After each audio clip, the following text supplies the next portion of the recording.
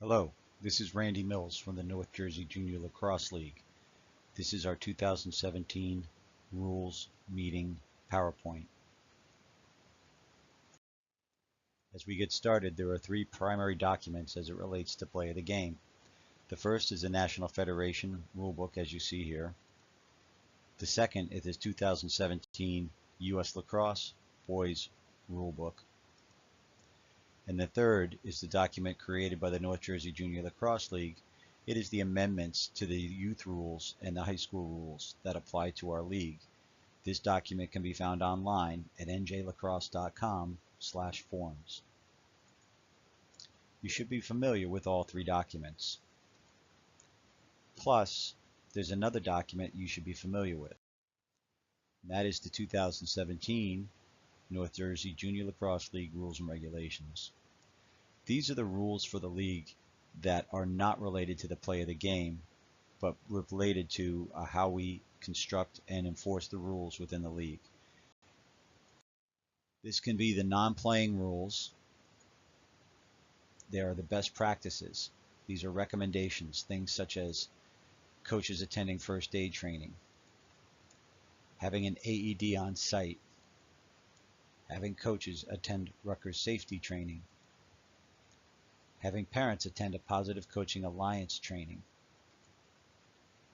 about player eligibility and participation, the age of the player, the location of the player, the fact that players must all be members of U.S. Lacrosse, as should all coaches and officials, the fact that a player can only play for one program, game management issues, such as minimum playing time and spectator areas. These things can all be found in the 2017 North Jersey Junior Lacrosse Rules and Regulations, again found on our website, njlacrosse.com, and then check on the Forms folder. So for 2017, we have a new Code of Conduct and Discipline policy. This code of conduct is enforced whether an individual has signed the policy or not.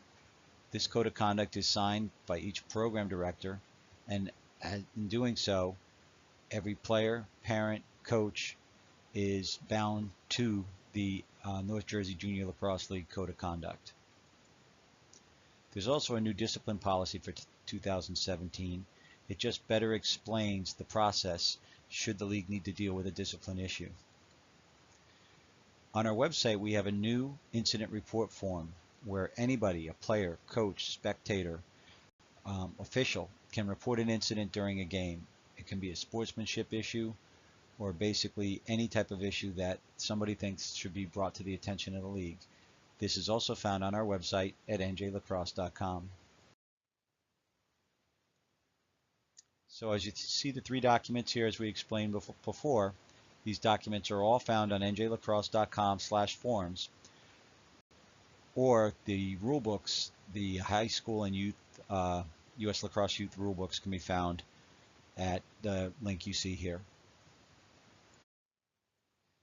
So this document here, which can be found on the website, is the amendments to those other rule books. So it lists the exceptions. As a league, the executive committee gets together, we go over all the rule changes, and we make adjustments where we feel it is necessary. But we do not make any adjustments to any rules that could impact on the safety of the players.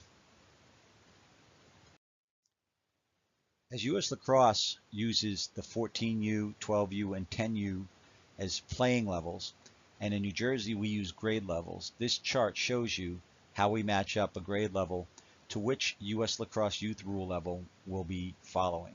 So as you can see, 7th and 8th grade play 14U rules, 5th and 6th grade play 12U rules, and 3rd and 4th grade play 10U rules. New for 2017 is an age maximum per grade level. It is incumbent upon the program directors and coaches to check their rosters. Any player on any grade level cannot turn, whether it's 10, 11, 12, 13, 14, or 15, prior to March 1st, 2017.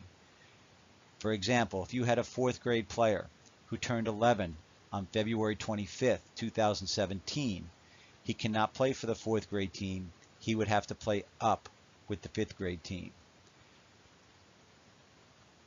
For 2017 only, all 8th grade players will be eligible regardless of their age. But please note, for 2018, if a player turns 15 prior to March 1st of 2018, the 8th grader next year will not be able to participate in youth lacrosse. That's an exception made only for this year. Before we get into the 2017 rules, let's go over some of the important 2016 points of emphasis. And what we're really starting here is the hitting or the violent collisions. Well, I'm not going to read this word for word. You can if you want to. What it basically says is that some body contact is permitted, but it needs to be age appropriate. Now, prior to 7th grade, there are no body checks allowed in youth lacrosse. In 7th and 8th grade, there is some limited body checks that are allowed. But there's no justification for deliberate or violent collisions by any player at any youth level, especially intentional player-to-player collisions with defenseless players, so-called blindside and buddy pass checks. Checks involving the head and or neck and or excessive body checks or takeout checks. When it comes to youth lacrosse, the way we really like to describe it is that there is no such thing as a legal big hit. So by definition, a hit that is a big hit is illegal. It doesn't matter that mechanically it was sound. It doesn't matter that it's 7th and 8th grade where there is body checking allowed. Any big hit, any player who blows up an opponent, makes an effort to really punish or push that player, hit that player to the ground, will be penalized with an unnecessary roughness or illegal body check for a big hit. Another 2016 point of emphasis is sportsmanship. This has to do with players, coaches, spectators, and officials all working together to maintain a civil attitude during any playing game. We need the officials and coaches in particular to work together to make sure that we maintain a civil environment during the entire game. And we're really, again, looking for the coaches to support the officials in maintaining this environment. For 2017, one of the points of emphasis is body checking. It says here at the U12 or U10 level, a player may not deliver a body check to an opponent. So what it's saying is body checking is illegal. What it doesn't say is that it's illegal if there's any body contact. Players can do things like push a player out of bounds, as long as he only uses the amount of force necessary to push the player out of bounds. If they hit them excessively hard, then that would be considered a body check and that would be illegal. But things like boxing out, defensive positioning, and similar lacrosse type moves are permitted as long as the officials don't deem that the intent was to deliver a body check.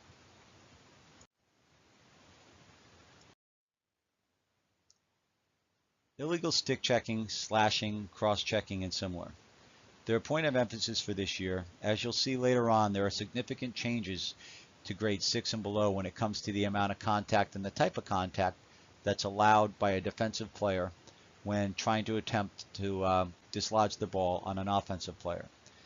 But understand, for a slash to be legal, it needs to be done, delivered to the gloved hand or to the stick of the opponent, and it needs to be a gloved hand that's attached to the stick. For example, if a player's got the stick in one hand and his other arm is in a defensive or blocking position, the defensive player is not allowed to take blows or strikes to the gloved hand or arm of the player that is not touching the stick. There's two other things that's important to understand when it relates to slashing. If a player swings recklessly or aggressively, and even if he makes no contact, the referee can still call a slash.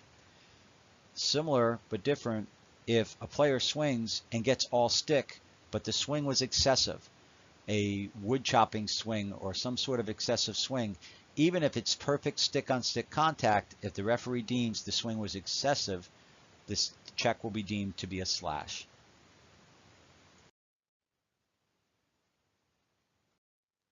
Another point of emphasis for 2017 is mouth guards. Mouth guard foul used to be a 1-minute non-releasable foul, which is a significant penalty. For 2017, they've changed it to be a technical violation.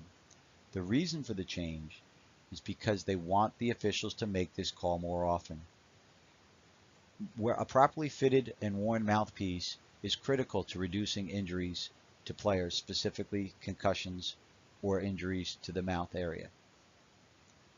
Some of the things the officials are going to be specifically looking for are an improper mouthpiece, one that can be either chewed down or cut down to where it is no longer covering all the top or bottom teeth. This would be a violation.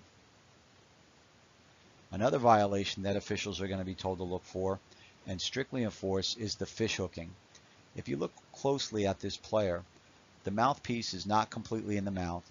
It's what we call fish hooked, meaning it's only partially in and it's partially out. This is not a properly worn mouthpiece, and this would draw a technical foul penalty.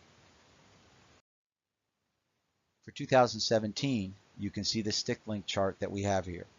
There are no changes for 2017, but let's review. For 5th grade through 8th grade, it's pretty simple. It's the National Federation rules as it regards to stick length. For 3rd and 4th grade, you can see that we don't allow long poles or long sticks to be used in 3rd and 4th grade. And for the short poles, you can see that they are allowed to go down to 37 inches, as well as the goalie's overall stick length to go down to 37 inches. That's only in 3rd and 4th grade. So it doesn't matter how small a player playing in a 3rd grade or 4th grade game is, the minimum length of their stick can be 37 inches.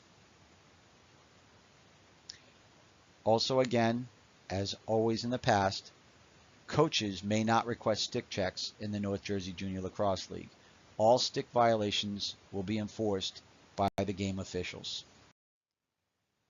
So let's get into the 2017 rule changes. This year, for the first time, our league is permitting 7v7 games in 3rd grade. This is optional. As always for 3rd grade games, it is not necessary to schedule officials if you want to call the game a scrimmage, in which case the coaches can control the play on the field. However, if you do request officials on 3rd grade games, in a 10v10 game, a standard game, 2 officials will be assigned. But for the short-sided games, the small field games, 7v7, only 1 official will be assigned. Here's a rule change for 2017. Unlike in the past, in 3rd and 4th grade games in which officials are working, coaches can no longer be on the field. Another significant change for 3rd and 4th grade is that it is not legal to rake the ball. This is a great teaching rule for good lacrosse mechanics, but there are some exceptions. The goalie, when in the crease, can still rake the ball, and the face-off middie can still rake the ball. This will be enforced as such. If the ball is on the ground, a player covers it with his stick and attempts to pull it back and rake it. If he gains possession, the whistle will be blown and the ball will be awarded to the other team. So coaches, we highly suggest that you start this in practice and you enforce this in practice, because it's well established that what they do in practice is likely what they're going to try to do in the game. A rule change for 2017 is that it is no longer required that goaltenders wear arm pads. Please note, for youth lacrosse, it is legal for goaltenders to wear arm pads, shoulder pads, and leg pads in the sense of they can wear soccer shin pads or baseball catcher shin pads. Here's a pretty big rule change for 2017. In the past, if a player had accumulated 5 minutes of personal fouls, they have been then considered fouled out. That is not something that we saw happen a lot in the past, but this is a significant rule change. Moving forward, any player who accrues 3 personal fouls during the game has fouled out. So coaches, in a sense, you're going to have to start to use a basketball coach's logic and strategy. And here's what I mean. Let's say one of your better players takes a cross-check foul in the first period. And then shortly into the second period, they accidentally trip someone. They now have 2 personal fouls. That player is 1 play away from not playing the rest of the game. Keep in mind, this is fouling out. This is not an ejection. It does not affect any future games. And this also relates only to personal fouls, cross-checking, illegal body checking, slashing, tripping. It does not count for pushing, holding, and the technical violations. It's only 3 personal fouls, and a player has fouled out. A note for coaches. In youth lacrosse, it is not entirely uncommon for there to be duplicate jersey numbers. The officials will be recording the jersey numbers of the players who take the personal fouls. It is up to the coach to make sure that the official's aware that you have multiple players with the same jersey number. If they accumulate the 3rd foul and the official is not able to distinguish which particular player it is, unfortunately both players will have to sit the remainder of the game. So it is on the coaches to keep the officials informed and aware of the fact that they have multiple jersey numbers. We just talked about the fact that a mouthpiece violation is now a technical foul. The over and back rule, which was a new rule put in place not too long ago, is now only in effect in 7th and 8th grade, where the other high school counts now apply. The 20-second clearing count, the 10-second to get it in the attack zone count, and once a player has gotten it in the attack zone, if the ball goes back into the defensive zone as a result of something the offense did, that would be over and back. But this is just a clarification that for 2017, over and back only applies to 7th and 8th grade. This is probably one of the biggest changes for 2017.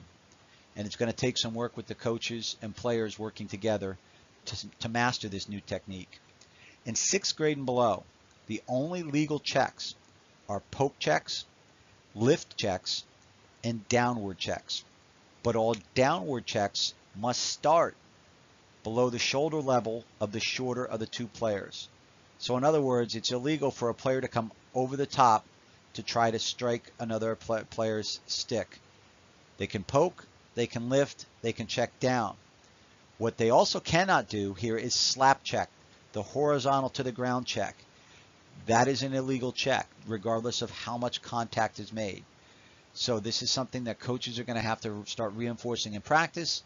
Officials are going to work with coaches to make sure they understand the rules, and with the players, they need to be listening to their coaches and only using the good mechanics of poke checks, lift checks, downward checks initiating below the shoulder. A slap check is not a great defensive move anyway, and this is teaching the younger players good defensive mechanics. Another rule change is in 6th grade and below, while you are still allowed to have long poles, there is a maximum of 3 long poles. This is regardless of whether you're man down, face off. There is never, it's never permitted anymore for a 6th grade or below team to have more than 3 long poles on the field. To do so would be a technical violation. This is an important rule change for safety. It applies from high school all the way down. Only the goalie can be in the crease for the purpose of stopping a shot. What would happen is a goalie would make a save and they might break from the net to try to clear the ball by running downfield.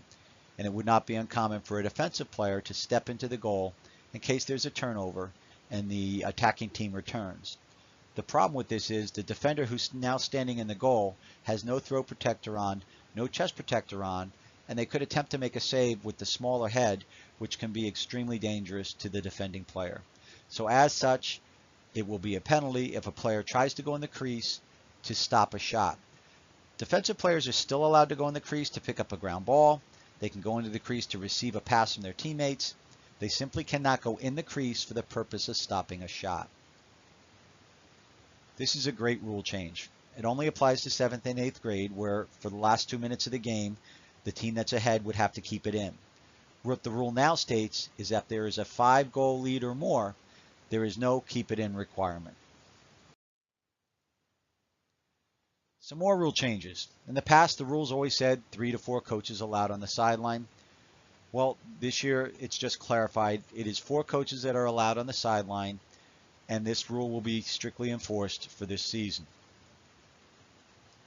This is not a rule change. This is just something that everybody should be aware of. It's true from high school all the way down to youth. If it is necessary to communicate with an official, only a head coach should be asking questions or communicating with the officials. This is just a reminder that there are no one-handed checks that are legal in youth lacrosse. Substitution horns are still permitted, 6th grade and below. These are our running time games. Just keep in mind, to get that horn, the ball has to go out of bounds. Any violation that happens on the field, a push or a hold, even though the whistle blows the ball dead, you cannot get a substitution unless the ball goes out of bounds. We still have a 6-goal mercy rule. Again, coaches cannot request stick checks. Please note, now we're encouraging the officials in 6th grade and up to perform the 2 random stick checks.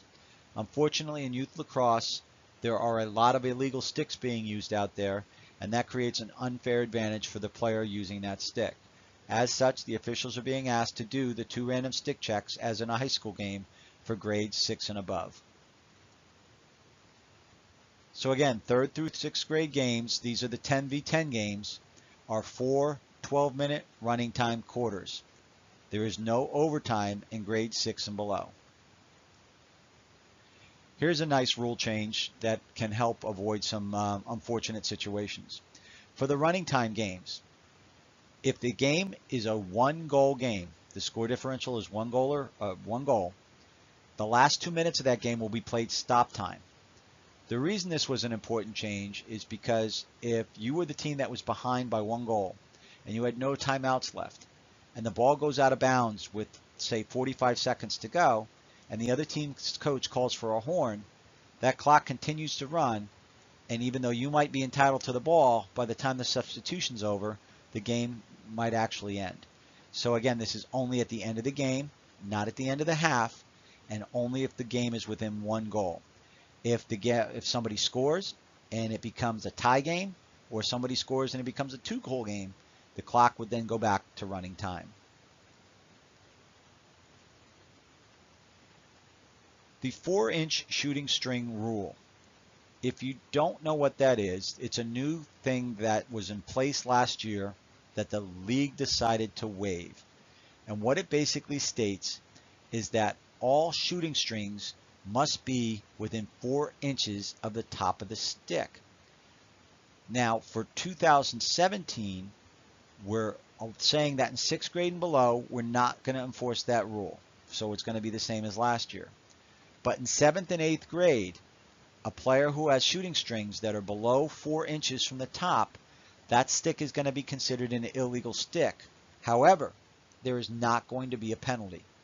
It is going to be enforced similar to a stick not having a proper butt end on it. Meaning, if at any time during the game, it is observed that a player has a stick that has shooting strings below 4 inches, the most obvious and notable ones are the sticks that have the U pockets or the V pockets, where the bottom shooting string is strung in a U shape. In 7th and 8th grade, if a player is found to have that stick, the stick is simply going to be removed from the game. If a player scores with that stick and then it is observed, the goal is still going to count, and then the stick is still going to be removed at that time from the game. Here's a note for parents and coaches for 2018. U.S. Lacrosse has been advertising a rule change that is coming shortly. This affects high school, youth, and so on.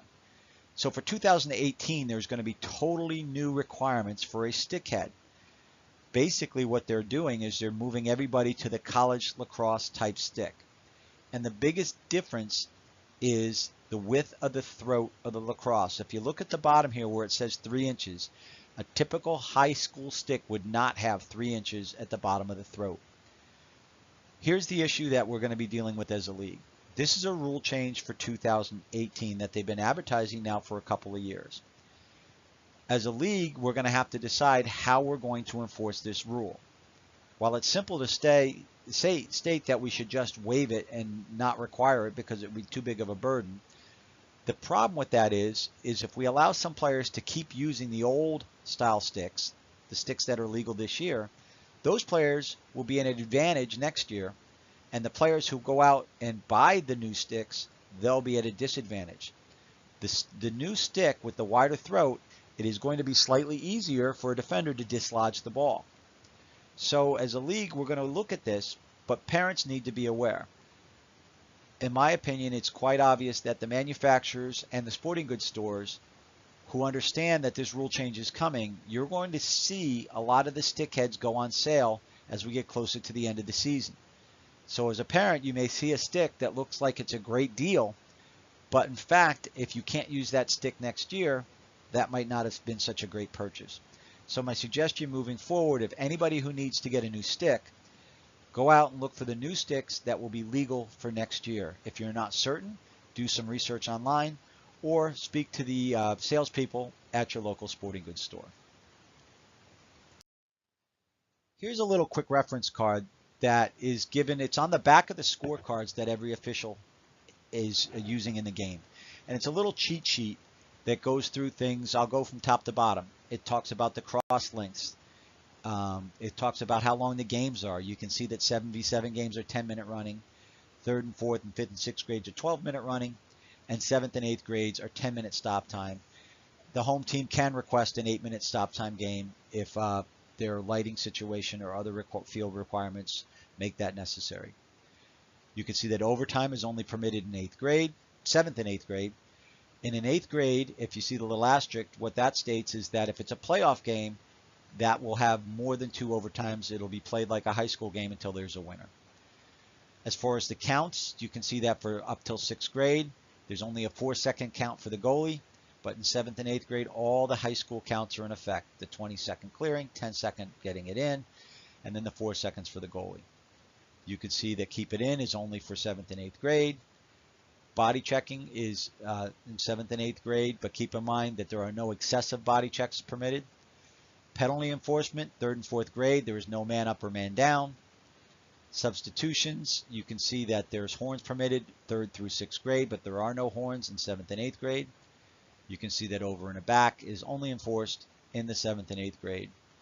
And stick checking, you can see, again, 6th grade and below, poke, lift, and down checks only. And 7th and 8th grade are not permitted any one-handed checks.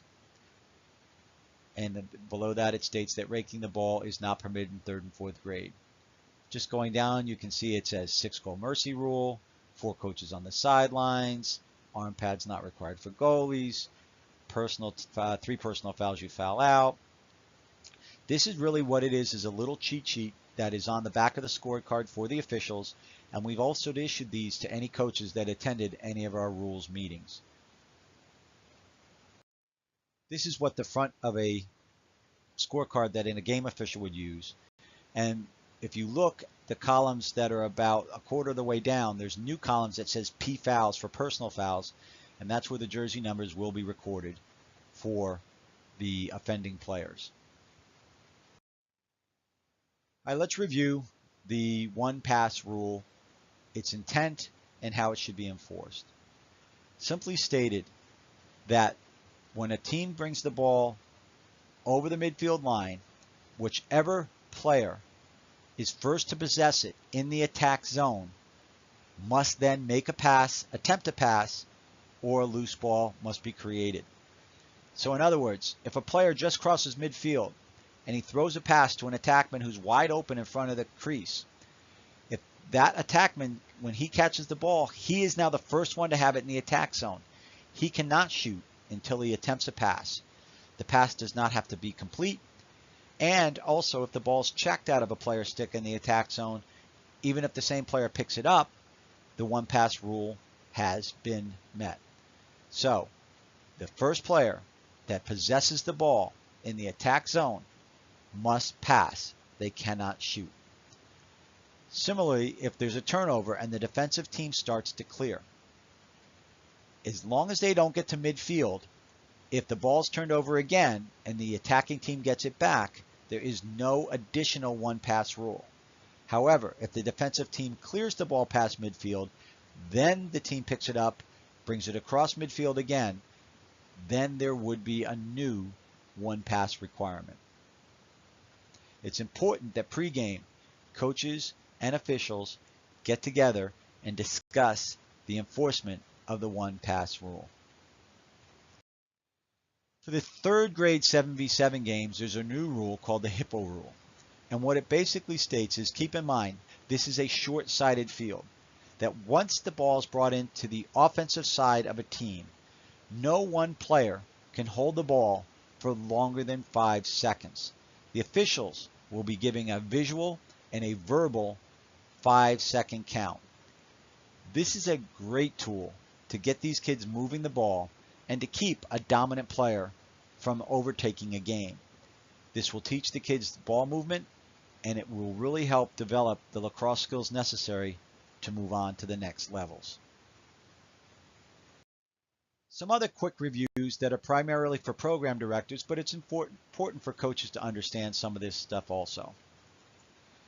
Game officials get $60 a game each if there are 2 officials on the game.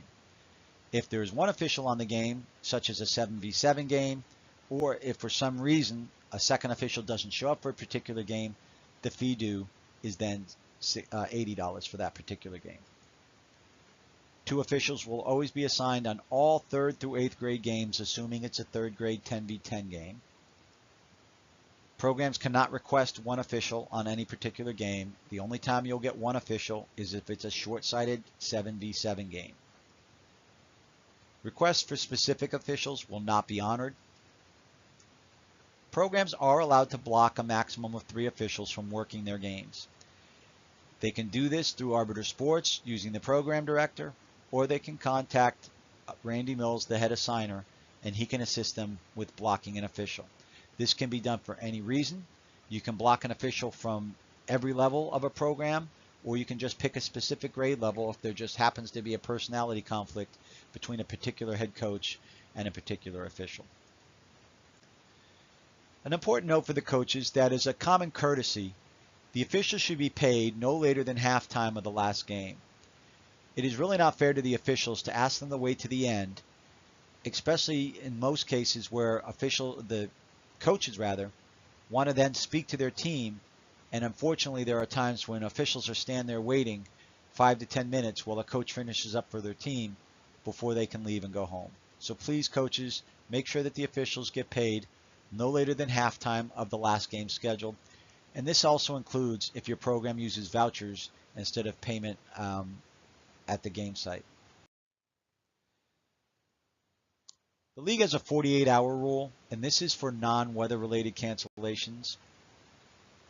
If a game gets canceled with less than 48 hours notice and it's not due to weather, the officials are going to be due their full game fee.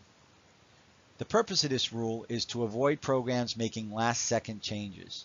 For example, a team that calls up on a Friday night and tries to cancel a game because the program or the coach forgot that there was a birthday party or school trip or a school concert, and that game gets canceled, the officials are entitled to get paid for the game.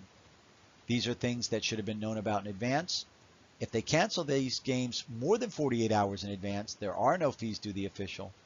But since this rule's been in effect, it's been highly effective in eliminating the last-minute cancellations. And keep in mind, these are non-weather related cancellations. In cases where the visiting team did not show up, the home team will still pay the official for all the games. The home team will get reimbursed from the visiting team. For weather-related cancellations, we have a 2-hour rule. For example, if you have a 6 o'clock game, you have until 4 o'clock to contact the officials, and if you do so, no fee will be due to the officials. If you contact them with less than 2 hours notice and the game does not get played, the officials are due $30 each for only one game. So it doesn't matter if you had 1 game scheduled or 5 games scheduled. There's only a $30 fee each per official. This fee is due whether or not the official arrives on the field. So again, if 5 games are scheduled, there's only 1 fee due.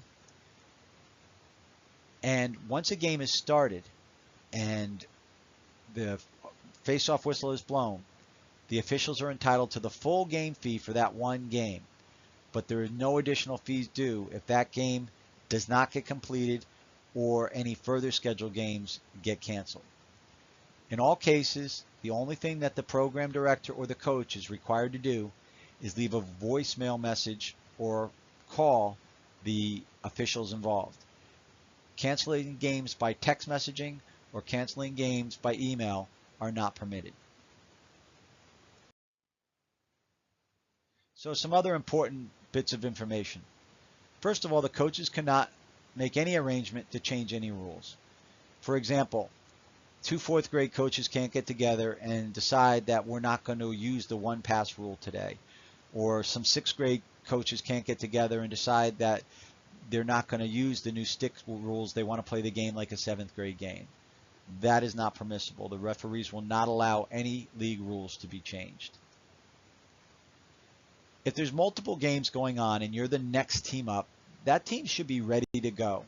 When the first game ends, the officials shouldn't have to go hunting and chasing down teams that are still warming up and doing line drills. So please make sure that the next team up is ready to go, particularly if the games are already behind schedule. Restarts. Get to the ball quickly.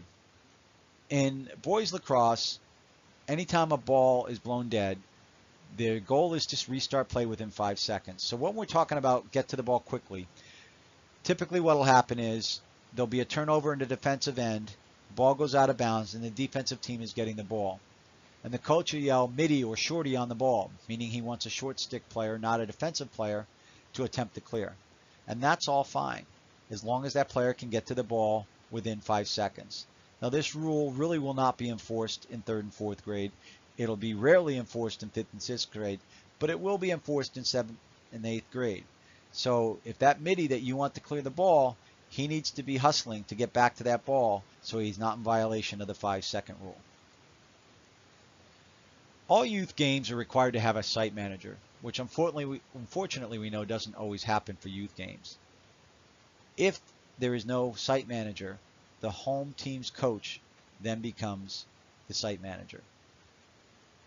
We're going to reemphasize again here that coaches should be working with the officials to help promote a nice, safe game. They should not be working against them. And that as a home team coach, you should be controlling your parents and your fans to whatever extent is necessary. We'll clarify something about altering for equipment while we're here. Primarily what we talk about anymore is shoulder pads. And the way the rule works is we're primarily talking about shoulder pads and then the bicep pad that's attached to it. If the player had to cut it off to get the bicep pad off, then that's altered equipment. That would be a 1-minute non-releasable penalty. If the bicep pad was attached by Velcro and was designed to be removed, then removing it is not altering equipment. The thought process is that if the manufacturer didn't want it to be removed, it would have installed it in a way that it couldn't be removed. So we're going to go quickly through some commonly misunderstood rules and calls. Stick holds. If a player is picking up a ground ball and another defensive player then puts his stick across his stick and doesn't permit him to lift up, this is not a hold. A player can legally hold another player's stick anytime he's within 3 yards of the ball. Cross-check holds. Players with their hands apart on the stick cannot use the portion of the stick between their hands to keep a player from advancing. Well, even though there's not a thrusting blow, which would be actually a cross check, using the portion of the handle between the hands is considered holding. If the player does have his hands together, it is okay for him to use equal pressure to push against the player trying to advance him. But they can't do this using a punching blow. Warding versus holding. The most common misinterpretation here is if an offensive player is running and the defensive player gets his stick under the offensive player's arm and he lifts up, the fact that the offensive player lets go of his stick or raises his arm to get it out from underneath the stick, that is not warding. That player was not intending to direct the stick of the opponent. So warding is only when the player is using an arm to intentionally direct the defensive player's stick. The fact that the defender lifts his arm and the arm goes up in the air does not constitute warding. Crease protection for the goalie. The thing that's important to understand here is if the ball's in the crease and anybody or anything makes contact with the goalie or his stick, there's going to be a play on, and if the goalie doesn't come up with the ball, this play is going to be killed and the goalie is going to be awarded the ball. But if the ball is out of the crease, even if the goalie is clamped on it, the goalie stick can be legally checked. This is true until the ball touches the crease.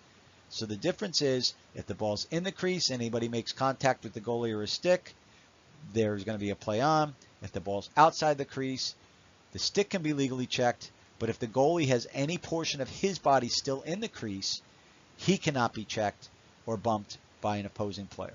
Only his stick can. Jumping through the crease, primarily what we're talking about here is if a player is going to take a shot, if he leaves his feet on his own, he shoots, he scores, and then he comes down in the crease, the goal is going to be waved off.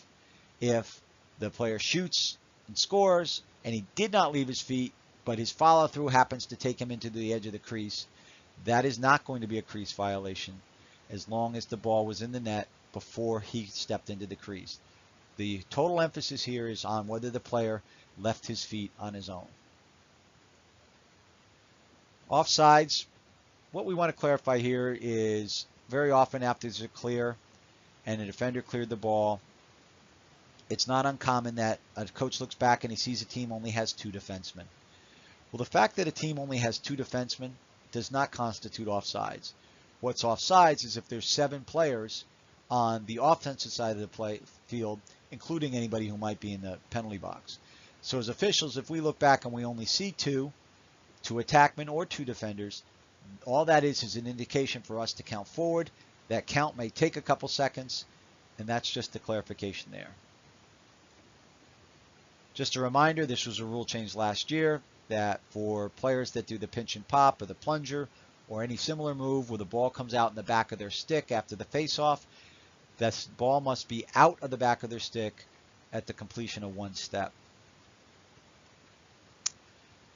On a face-off, the defensive line area is what the players must stay behind. They do not need to stay in the attack zone box. What they need to stay behind is that entire line that's perpendicular to the sidelines. They can be from end to end. They do not need to be in the attack zone. Slashing I kind of explained before. Keep in mind, again, gloved hand, stick. They cannot swing excessively. And keep in mind the new slashing rules for 6th grade and below. Goalie slashing, what we're talking about here is if the goalie has the ball in the crease and he needs to make his outlet pass, he can obviously get an interference call if a defending player makes contact with his stick as he's trying to release the ball. That would be goalie interference, and it would be a free clear for the clearing team. However, the goalie needs to be attempting to make an outlet pass. If instead of attempting an outlet pass, the goalie intentionally exaggerates his follow-through or was not even attempting a pass and was really just trying to gain a foul, and in doing so he makes contact with the head or the shoulders of the player covering him, well then that is not goalie interference, that is slashing on the goalie. The goalie cannot take advantage of the rule and intentionally make contact to the head or shoulder area of a player covering him. This is just a reminder that as of a couple years ago, restarts can happen in the defensive zone. They will no longer be told to take the ball out of the box. So if we have goalie interference, we kill the play, we give the goalie the ball, We're going to blow the whistle, and the goalie's going to restart with the ball. Stalling, I'm not talking about here the 7th and 8th grade, get it in, keep it in. It's important to understand in 6th grade and below, there is technically a rule that states that if a referee feels a player is intentionally stalling, not making any effort to do anything with the ball, he can technically put a 5-second count on, meaning that the offensive player has to do something within 5 seconds or they'll lose the ball. This, again, will not really be enforced in 3rd and 4th grade, and it will minimally be enforced in 5th and 6th grade. Officials should be warning and talking to the coaches before they institute any 5-second counts for offensive stalling. Again, we'll clarify, over and back is only in effect in 7th and 8th grade, and that we'll talk about bull dodges. A bull dodge is when an offensive player, rather than face dodge or roll dodge or split dodge, they decide to try to run through a player, which would be legal only in 7th and 8th grade. But keep in mind, bull dodges do not allow a player to lower their helmet and make primary contact to the defensive player with their helmet.